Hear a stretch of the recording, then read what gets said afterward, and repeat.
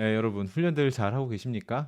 영상이 좀 텀이 좀 있었죠. 잘 하고 계셨으리라고 믿고 이게 우리 인생이나 훈련이나 똑같이 다 어렵고 아무나 다 잘하는 거 아닌 것 같습니다. 노력하지 않는 사람, 뭐 포기하는 사람, 또 공부하고 잘 준비한 사람만이 그 목표를 이루고 또 그 목표에 가까워질 수 있겠죠. 모든 일은 계획을 세우는 것에서 시작이 되고 장기적인 목표를 정하고 또 단기적인 목표를 정해놓고 하나씩 이루어 나가는 것. 그래야지 중간에 이제 흔들리거나 뭐 어려움이 오더라도 중심을 잃지 않을 수 있다. 그래서 오늘은 각자 훈련 계획을 세우는 방법 간단히 끝날지 모르겠네.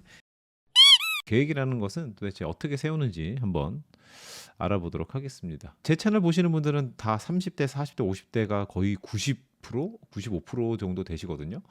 그러면은 아마 인생에서 많은 경험을 해보셨을 거야. 자전거가 인생과 참 정말 비슷하다. 우리 살아온 거하고 너무 비슷하구나. 인생을 통해서 배워서 자전거에 접목을 시키거나, 자전거에서 배워서 또 인생에 다시 접목시킬 수도 있지 않나. 그런 생각도 한번 해봅니다. 집을 높게 지으려면 베이스가 넓고 탄탄해야겠죠. 기초 훈련, 또 베이스 훈련이라고도 하는데요.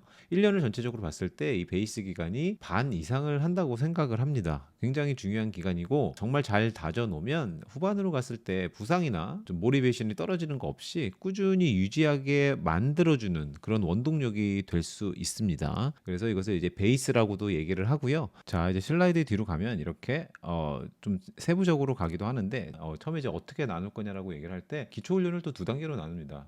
첫 번째는 이제 유산소에 집중을 합니다. 뭐 존 2가 될 수도 있고요. 존 1이 될 수도 있겠죠. 그러나 이 초기 단계 이게 나한테 이제 약한 고리가 있다면 그것을 보충을 해주고요.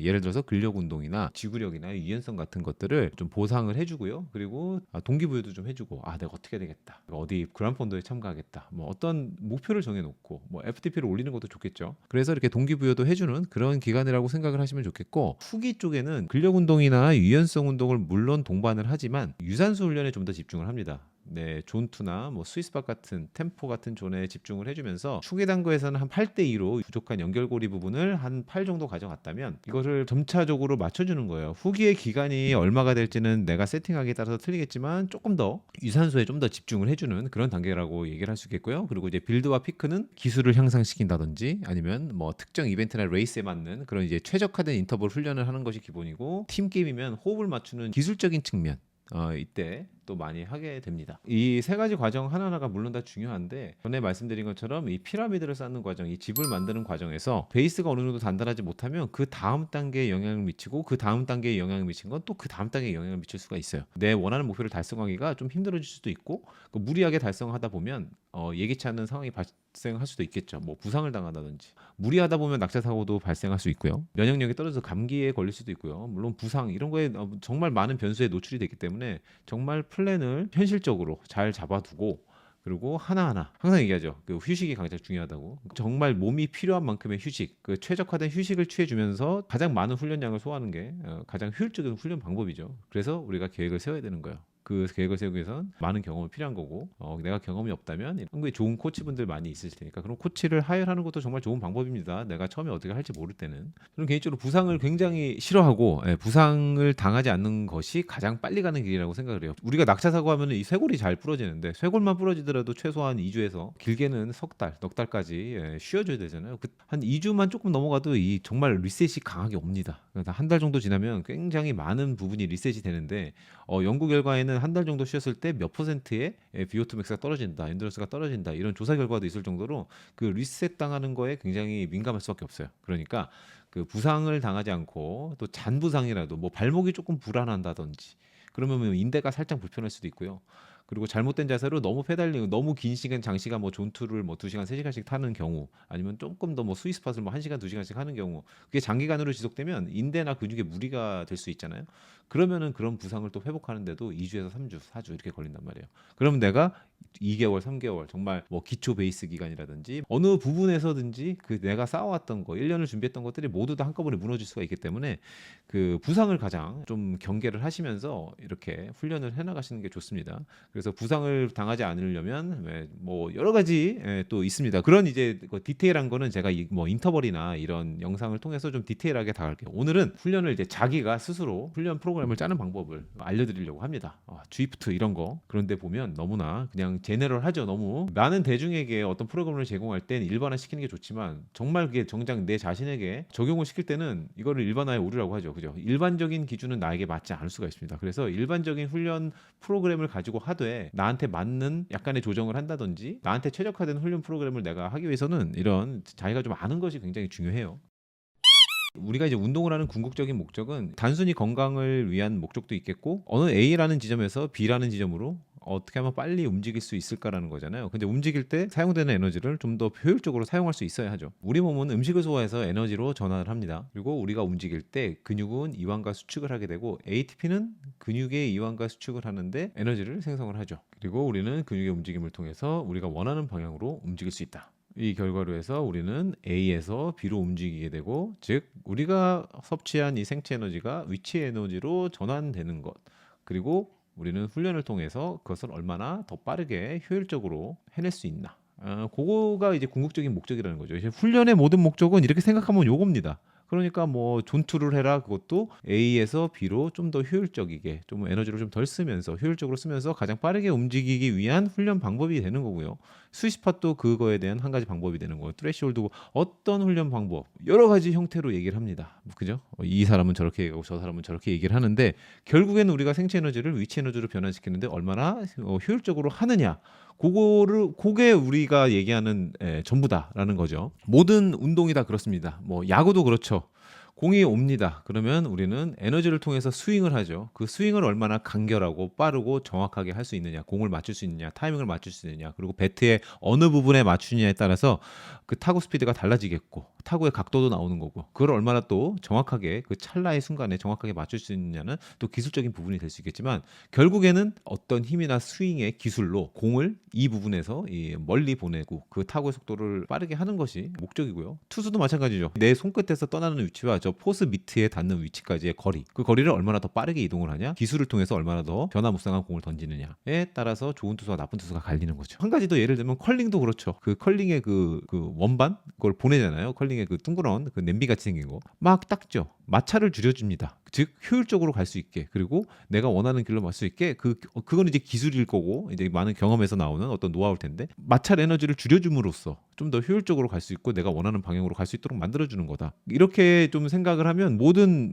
것이 다 똑같죠. 당구도 그럴 거고, 자동차 엔진은 연료와 공기를 혼합해서 폭발 에너지를 만들고 이것을 통해서 피스톤이 움직이고, 엔진은 회전력을 만들고 회전력이 엔진 크랭크 축으로 전달돼서 결국엔 바퀴를 돌려주죠. 그래서 바퀴를 돌려서 A에서 B로 이동을 시켜준다. 그것을 효율적으로 하는 것.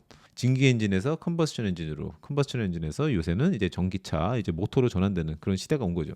그래서 비효율적인 것에서 효율적으로, 저의 몸도 지금은 당장엔 비효율적이지만 정말 훈련을 통해서는 정말 효율적으로 변해가는, 이 세상의 대부분의 것들이 이렇게 비효율에서 효율로 전환되는 그 과정이 있는 거죠. 저희도 그래서 이 훈련이라는 것이 이렇게 유산소와 무산소 ATP 전환에서 에너지와 속도와 힘으로 효율적으로 전달한다. 효율적인 것. 근육을 사용하고 심혈관, 그리고 이 신경학적 요인을 통합해서 이 모든 것들을 일련의 하나의 기관처럼 만들어준다. 결국에 A라는 위치에서 B라는 위치로 움직이는 이 속도를 좀 더 빠르게 효율적으로 할 수 있다라는 게 이 궁극적인 목적인 거죠. 전에 영상에서도 이런 비슷한 걸 소개를 시켜드렸는데, periodization이라고 하는데, 이 지금 표에서 보시는 것처럼 이렇게 매크로 사이클과 마이크로 사이클로 나뉘고요. 준비 기간이 있고 또 레이스 기간이 있고 트랜지션 기간, 이렇게 크게는 이렇게 나뉘고, 여기 나오는 이제 숫자들은 몇 주인지를 의미를 하게 되는데요. 몸은 7일인지 한 주인지 두 주인지 이건 모르지만 우리는 기간을 특정할 때 주 단위 또는 달 단위로 하니까 그 편의를 위해서 이렇게 했습니다. 저는 개인적으로 훈련을 할 때 5일 단위도 하고요, 뭐 10일 단위도 하기도 하는데, 베이스 2나 이제 빌드로 가면 그냥 한 주로 그냥 묶습니다. 그래야 계산하기도 빠르고요. 그리고 많은 앱들이 이렇게 주 단위로 이렇게 끊어주는 앱으로 사용을 하기 때문에 그것을 이제 따라가다 보니까 그럴 수밖에 없고요. 아무튼 이 전체적인 것을 이제 periodization이라고 하고, 이 하나하나를 블록이라고 얘기를 합니다. 이 블록들이 모여서 그 한 시즌에 그 하나의 사이클이 나오는 거예요. 이 블록도 작게는 4주 하고 한 달 쉬고 3주 하고 한 달 쉬고 또 2주 하고 한 달을 쉬는 그런 방법들이 있는데, 이 블록과 블록이 만나서 큰 이 주기와 훈련을 이룬다. 전에 영상에 이제 폴 바이 레이스를 할 때도 3주간 진행을 했죠. 3주하고 한 주를 쉬고, 그것을 이제 한 블락으로 하는 겁니다. 그리고 뭐 한 주를 또 한 블락으로 하기도 해요. 하루 인터벌하고 하루 쉬고, 하루 인터벌하고 하루 쉬고, 뭐 이런 식으로 해서 한 블락을 하고 그 다음 블락을 하고, 그리고 뭐 네 번째 블락은 또 쉬는 게 되겠죠. 그거는 이제 자기 컨디션이나 자기가 훈련 경험 그리고 자기의 지금 현재 훈련 상태에 따라서 변화를 시켜줘야 됩니다. 뭐 어느 앱에서는 3주 하고 하루 쉬고 한 주 쉬고 어떤 앱에서는 4주 하고 이거를 따라갈 수가 없습니다. 내 거에 맞지 않는 옷이면 어떤 좋은 훈련 프로그램이라도 그 좋은 게 될 수가 없어요. 그래서 세상에 좋은 훈련 프로그램도 없고 세상에 나쁜 훈련 프로그램도 당연히 없겠죠. 주기화 훈련을 하는 이유는 이제 뭐 올림픽을 나가는 선수. 근데 매년 세계 선수권 대회 같은 거는 매년 있죠. 그리고 올림픽은 뭐 몇 년에 한 번씩 있는데 메인 대회를 레이스 A라고 설정을 해놓고 전체적인 주기화 훈련을 짠 다음에 B 이벤트가 있다고 하면 베이스와 뭐 빌드 중간 사이에 그 레이스 B를 위해서 테이퍼링을 또 약간씩 가져가면서 약간 유기적으로 유두리 있게 이렇게 맞춰갈 수 있다. 이 주기화 훈련을 하는 이유는 어떤 한 목적을 정해놓고 하는 거예요. 목적을 정해놓고 가는 이 과정에서 얼마나 더 효율적으로 갈 것인가, 그리고 내 이 마지막 도착하는 지점이 얼마나 높을 것인가. 그죠? 그때 내가 얼마나 더 빠르고 강해져 있냐를 계획을 하는 거고요. 뭐 몇 달이 될 수도 있고 몇 주가 될 수도 있고 뭐 베이스 기간 전에 오프 시즌 기간 동안 올해는 이런 목표를 잡아야 되겠다. 그래서 항상 저는 그랜펀더 같은 거를 한 번, 두 번씩 참가를 합니다. 제가 어떤 성적을 이룬다기보다는 참여를 해서 너무 많이 뒤처지지 않고 참가해서 완주를 하는 것 자체가 되게 도전적이거든요. 되게 쉽지 않기 때문에 그런 것을 목표로 하기도 하고요. 이제 동호회 안에서 그러니까 선의의 경쟁, 좀 팀을 나눠서 클라임 레이스도 펼치고 뭐 TT 레이스도 하고 뭐 이런 또 재밌는 경기를 하기도 하는데 이제 그런 뭐 이벤트가 있다면 동호회 안에서 이벤트가 있다면 서로 간에 이제 뭐 선의의 경쟁을 통해서 너무 무리하지 않고 이 주기화 훈련이라는 게 또 필요해지잖아요. 아무튼 그렇게 활용을 해보는 겁니다. 주기화 훈련. 그래서 이 주기화 훈련이라는 것은 모든 프로 선수들이 다 한다고 보시면 됩니다. 뭐 메이저리그나 뭐 축구 선수들도 다 마찬가지잖아요. 그죠? 프리미어 선수들도 시즌 전에는 몸이 잘 안 올라와 있습니다. 왜냐면 베이스 기간입니다. 이제 서서히 올리는 거예요. 그래서 시즌이 어느 정도 됐을 때 내가 가장 최상의 컨디션은 정말 크리티컬 모먼트 시즌 중반 후반 또는 플레이오프에서 내가 가장 절정의 기량을 발휘를 해야 되잖아요. 그렇죠? 뭐 예를 들면 우리 2002년 월드컵 우리는 16강의 모든 것을 초점을 맞춥니다. 최고의 절정의 기량을 펼치게 훈련을 해왔고 이 주기화 훈련을 거기에 맞췄을 거예요. 그 월드컵 오기 평가전에 벌써 스코틀랜드를 뭐 4대1로 물리치고 영국과 뭐 비기나 그리고 프랑스한테 뭐 한 점 차로 뭐 지나 뭐 이렇게 하면서 대등한 경기를 유럽의 상위권들과 펼칩니다. 그리고 첫 번째 게임 2대0으로 이기고 뭐 미국과는 비겼지만 그리고 세 번째 게임 이렇게 이기잖아요. 포르투갈을 이기면서 16강에 진출하고 또 16강 4강에서도 정말 좋은 경기를 펼친 게 그렇게 몸을 거기에 맞춰왔다. 시간이 갈수록 우리가 체력이 떨어지고 왜냐하면 이미 픽을 찍었으니까 뭐 그랬던 것도 있죠. 뭐 다른 예도 많습니다. 뭐 투어 데 프랑스 같은 경우도 뭐 이런 비슷한 예가 있어요. 그런 예를 들어보면 이 주기화 훈련이라는 것이 어떤 시점에 내가 어느 포지션에 있느냐 어느 실력에 와 있느냐를 가늠해 볼 수 있고 미리 플랜을 할 수 있는 거죠. 이 주기화, 이 피리어디제이션의 과정은 어떻게 되느냐? 운동 강도는 점점 올라가고요. 운동의 볼륨은 점점 떨어지는 거죠. 그러니까 베이스 할 때는 운동의 볼륨이 많고 인텐시티는 낮았다가 점점 시간이 갈수록 이제 뭐 여기 픽 페이즈, 하이퍼트로피 과정에서는 운동의 볼륨을 높여주고 스트렝스 앤 파워 과정에서는 볼륨보다는 인텐시티, 무게를 더 많이 친다는 얘기겠죠. 그 레페티션 횟수보다는 운동의 시간, 레페티션 횟수 이런 거보다는 그리고 피킹 페이지를 가면 더 인텐시티를 더 올려주고 볼륨을 확 떨어뜨리고 뭐 이런 식으로 이 스킬이라는 거는 내 운동 실력이겠죠. 자전거로 얘기하면 VO2나 내가 얼마나 FTP가 높은지 이 그래프는 점점 올라간다. 그렇지만 이제 이 리커버리 페이지는 다시 떨어지고 이 사이클이 이제 계속 된다고 생각을 하시면 되겠어요. 그리고 이건 이제 간단하게 표현한 거죠. 인텐시티가 올라가면 볼륨은 떨어진다. 그리고 이것도 어떤 페이지에 따라서 이렇게 달라진다. 그죠? 이게 처음에는 올라갔다가 점점 그래서 결국에는 나중에 조개가 세 개가 합쳐지는 여기도 보시면 이렇게 올라갔다 떨어졌다 올라갔다 떨어졌다 이렇게 계단식이죠. 이렇게 한 주, 뭐 2주, 3주 이렇게 올라갔다 또 떨어지고 또 올라갔다 떨어지고 올라갔다 떨어지고 이렇게 한 줄로 계속 올라가는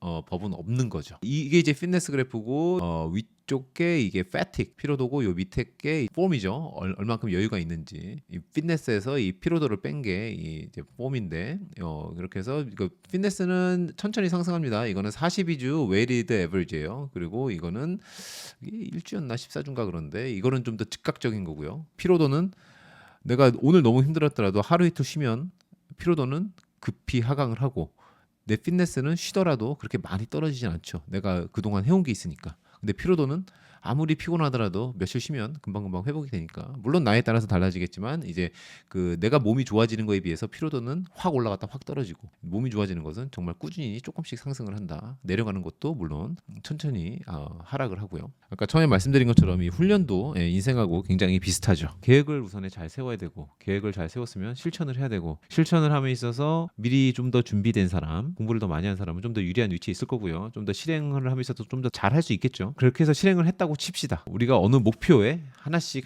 다가갈 텐데 그 목표에 다가갔을 때만 다음 단계로 넘어가야 한다. 내가 준비가 안 됐는데 그 윗단계 자꾸 난이도가 힘들어져 버리면 부상이나 그리고 뭐 모티베이션이 떨어진다는 등 목표들을 하나씩 엑스큐트 해나가는 게 되게 중요하고 다음 단계로 넘어갈지 아니면 내가 지금 있어야 될지 그것을 겸손하게 겸허하게 받아들이는데 그 때를 아는 게 되게 중요하더라고요. 운동에서도 인생에서도 마찬가지잖아요. 그리고 이제 이 상승이라는 것은 한 번에 대박 나는 건 없다. 쭉 올라가진 않습니다. 한 번에 쭉 올라가지 않아요. 내가 이렇게 낑낑거리면서 이렇게 올라가면 한 번 쉬어줘야 돼요. 4주 올라가면 이 정도 내려와야 됩니다. 그리고 또 이 정도 내려와야지 또 4주를 또 올라갈 그런 원동력, 그 힘이 생기는 거고요. 그리고 또 내려와야 되고 또 쉬어야 되고 그만큼 이 회복이 없으면 그 다음 단계로의 점프가 불가능한 거예요. 그래서 이렇게 욕심을 부려서 여기서 가고 난 좀 더 빨리 갈 거야 해서 여기서 이렇게 올라가다가는 나락으로 간다는 거죠. 한 번에 잘할 수 있는 것도 없고 내가 아무리 빨리 가고 싶어도 더 빨리 갈 수가 없다. 네, 이런 것들을 꾸준히 지킨다는 게 지금 같이 보시는 동안은 알 수 있는데 이게 막상 혼자 하려고 그러면 잘 안 됩니다. 그래서 플랜이라는 게 필요한 거예요. 자, 이것도 이제 비슷한 그래프입니다. 이렇게 올라갔다가 내려오고 올라갔다가 내려오고 올라갔다 내려와서 프랩 기간이 이렇게 있었고 이게 이제 리커버리 기간이었겠죠. 그리고 이제 베이스 이렇게 하면 베이스 하면 쭉 피트니스가 올라갑니다. 훈련량이 많으니까 올라가요. 그러다가 이제 빌드 페이지로 오게 되면 이렇게 줄어들죠. 훈련 강도는 올라가고 볼륨이 떨어지니까 이 훈련량 자체는 그렇게 높지 않습니다. 그러니까 피트니스 자체가 많이 올라가진 않아요. 그렇지만 내가 좀 더 강해지겠죠. 단단해지고. 그래서 이 주기와 훈련의 종류 이런 게 또 있다. 이렇게 리버스 방법도 있습니다. 초반에는 오히려 인텐시티를 올려주고 후반으로 갈수록 볼륨을 올려주는 방법이 있고요. 그리고 이건 이제 보통 일반적인 방법이죠. 인텐시티가 점점 올라가고 이렇게 볼륨은 블락이 지나갈 때마다 볼륨은 점점 떨어지는 방법. 요거가 이제 일반적인 방법이고 연구 결과들이 많이 나와 있는 거는 이 첫 번째 그냥 리니어한 방법 있죠. 그냥 인텐시티는 낮게 볼륨은 높게 그리고 후반으로 갈수록 인텐시티 높게 볼륨은 낮게 가는 것이 많은 실험군에게 효율적인 방법이었다라고 얘기를 합니다. 이게 자전거라는 스포츠는 참 공평하고 정직합니다. 제가 한 만큼은 딱 돌려주더라고요. 그러니까 제가 좀 덜 받았다는 느낌이 들었을 때는 제가 뭔가를 잘못한 거고 제가 좀 더 받았다는 느낌이 들었을 때는 잘 준비를 하고 운동 원리에 잘 맞게 한 것이더라고요. 뭐 살면서 왜 나만 이럴까 왜 이렇게 세상은 불공평할까라는 생각이 참 많았는데 그러니까 이렇게 생각해 보는 거야. 그러니까 어느 시점에 내가 이제 힘들었다면 내 선택들이 그 상황을 만든 거지 남 탓할 게 아니더라고요. 그러니까 물론 뭐 인생 뭐 있나 뭐 같네 하면서 그냥 지나가 버리면 끝일 수도 있겠지만 이제 복귀를 해보고 내가 뭘 잘못했지라는 생각 뭐 다시 공부하고 알아보고 계획하고 그러면 잘 되지 않나 싶습니다. 큰 일을 할 때 이 periodization 또 이 작은 일들 내 인생의 이 블럭 하나하나에서도 이렇게 해나가는 거더라고요. 그냥 이렇게 생각하지 말고 그냥 하는 거예요. 그냥 해.